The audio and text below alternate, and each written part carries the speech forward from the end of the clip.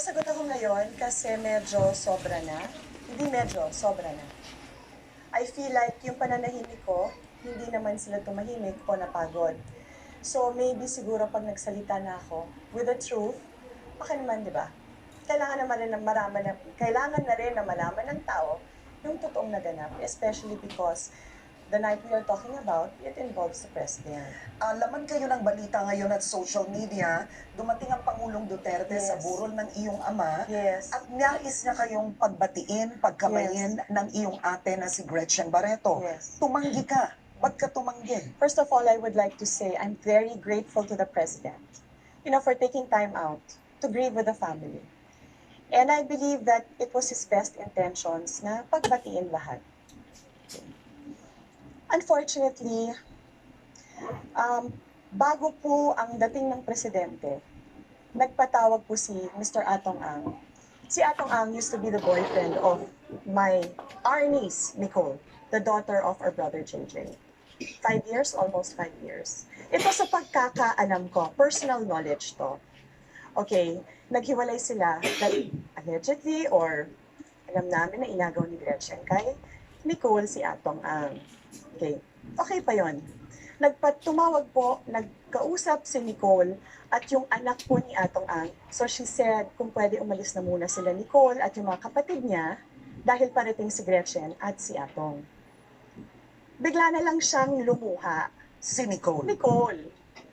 Hindi pa to natapos doon, no? Kasi parang the injustice. Tapos siya eh. She had more right in the wake. Tapos syempre napapahiya siya sa amin lahat dahil very present naman si Atong sa lahat ng family gatherings namin in that almost 5 years as the boyfriend of Nicole. Okay?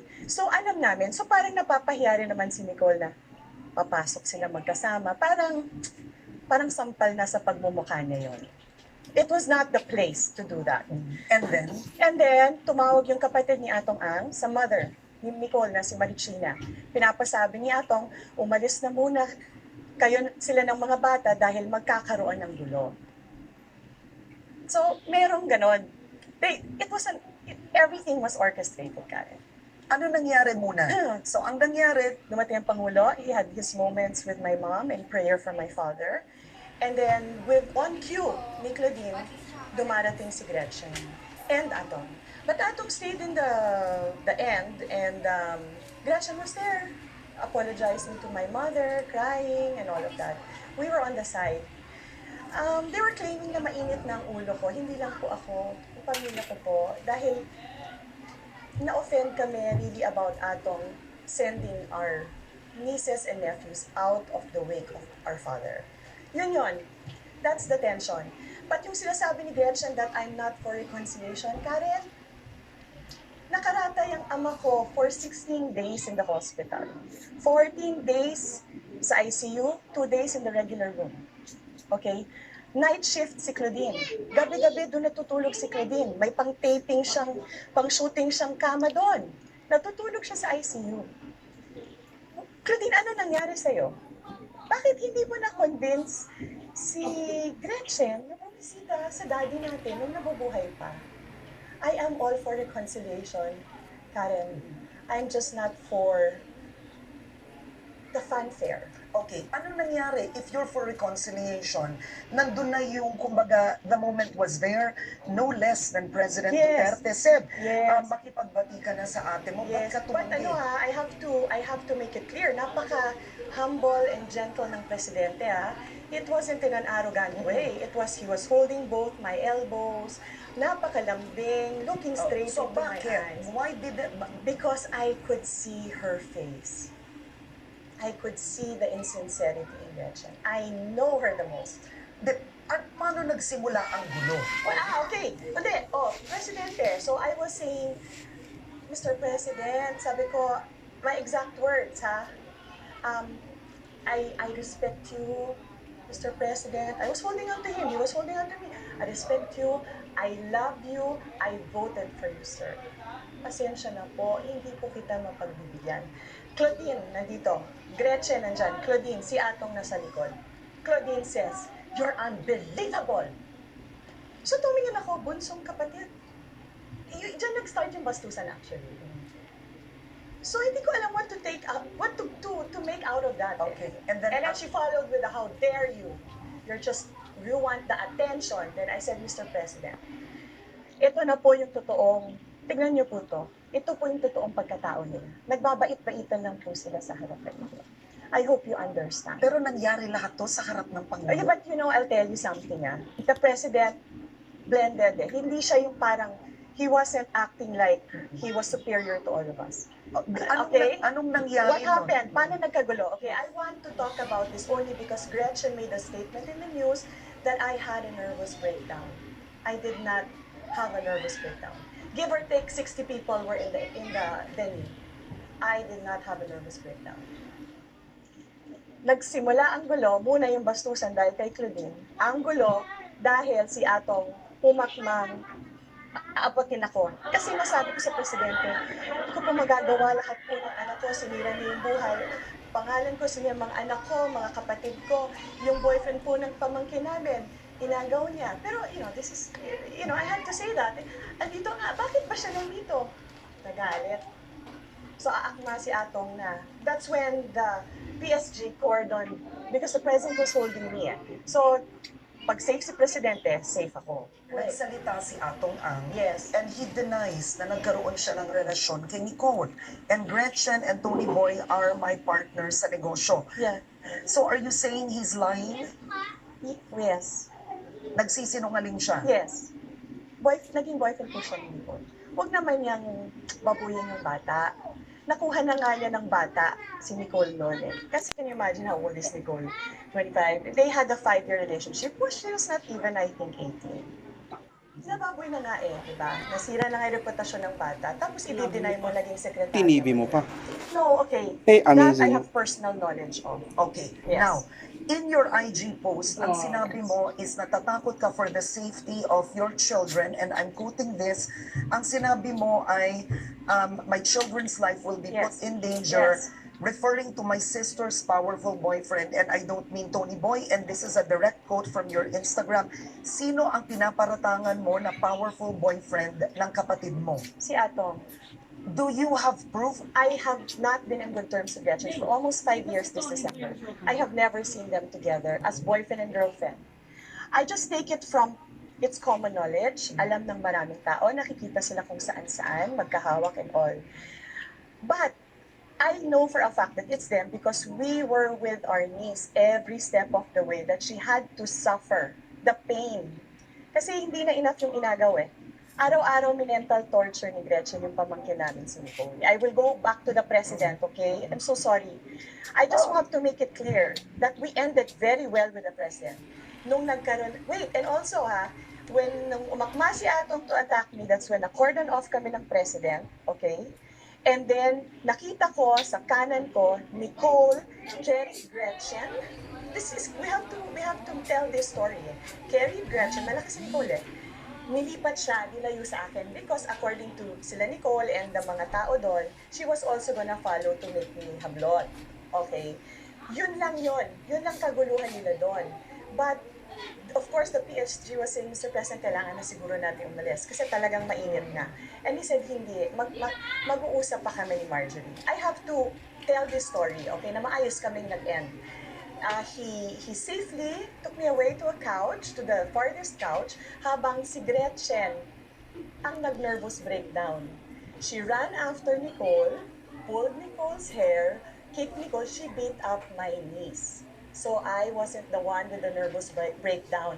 I was sitting quietly with the president on the left side of the chapel, exchanging pleasantries. Kasi ako, humingi ako ng tawad eh, Mr. President, hindi ko po na-realize na hindian po kita. I mean, no disrespect and all. Ang dami kong ganon. Sabi lang sa akin ni Mr. President, stop apologizing. And then we spoke. And we ended well. Habang si Gretchen nakikipagbumbugan doon. So, para klaro sa lahat, okay, siya ang gumawa ng gulo, hindi ako. I respect my father.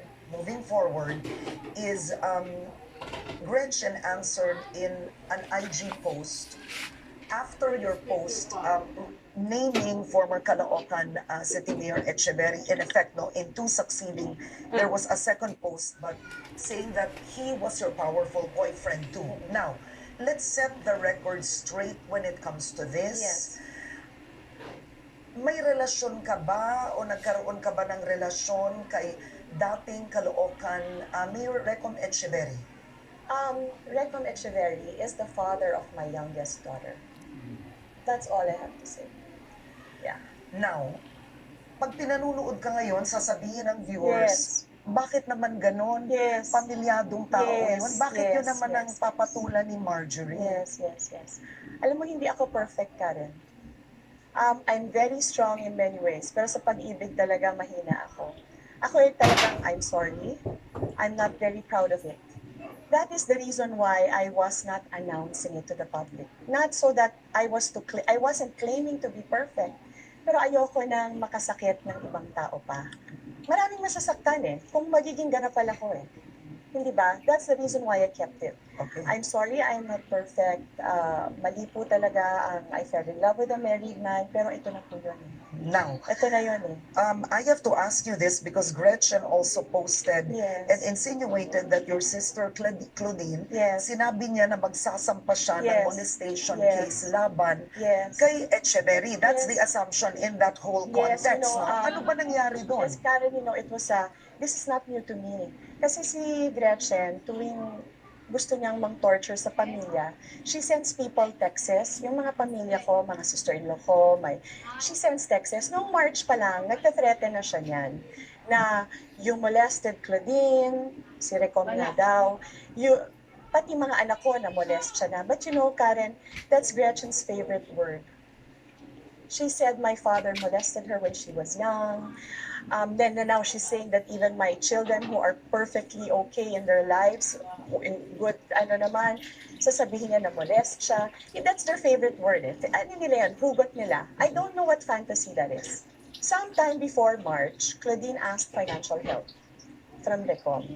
Okay, I was against it because we were really not in good terms with Claudine. I said, delicado to associate with her. She's unstable. I will not say more. Okay?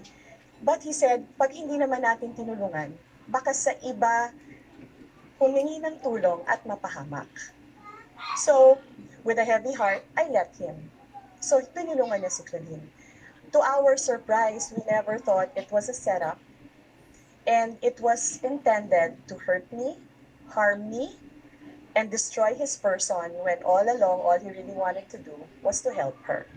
After that, hindi ko na alam. Maybe, I think Mayor Echeverry is perfectly capable. He is a lawyer also to answer that.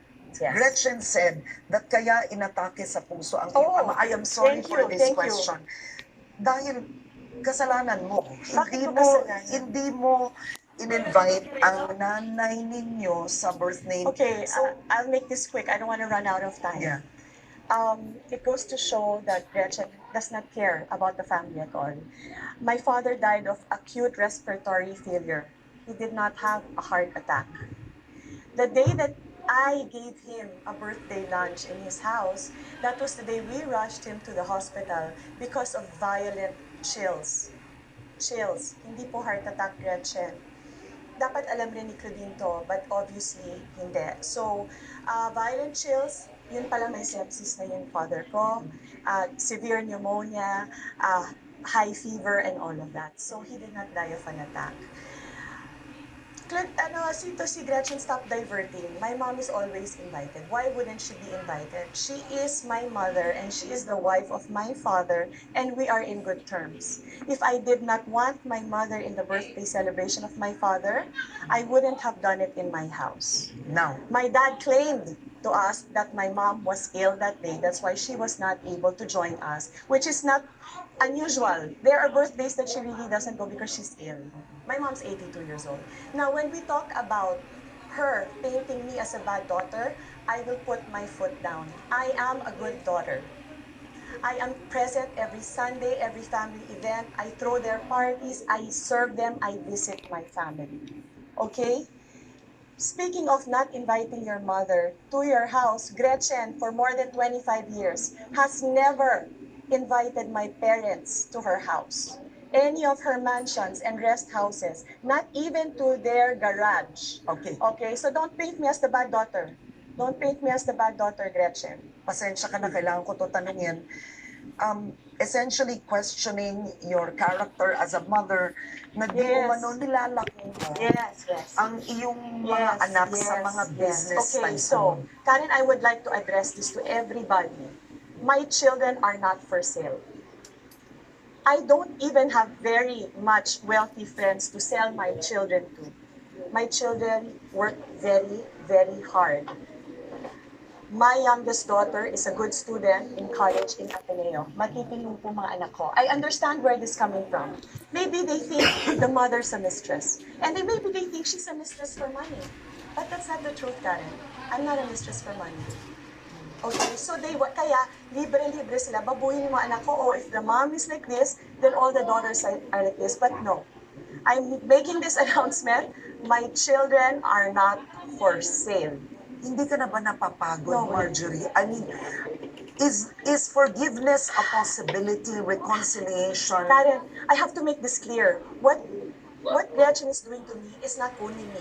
She does this to all her friends, all my friends, family, parents, everything. This evilness has to stop. It has to stop. It has to stop. Ako gusto ko ibalik yung tanong kay Gretchen. Kailan ka ba mapapagod? When will you start healing so you can stop hurting everybody? I pray for healing. I sincerely pray for healing. Karen, kung pumunta siya sa ospital ng tatay ko habang buhay, walang presidente, walang kamera, walang lahat, akong unang yayakap sa kanya. I would have hugged her. I would have led her to my father, and I swear that on my children's lives. I am for reconciliation, just not an orchestrated one. Alright. Marjorie, I'd have to say maraming salamat sa gabing ito.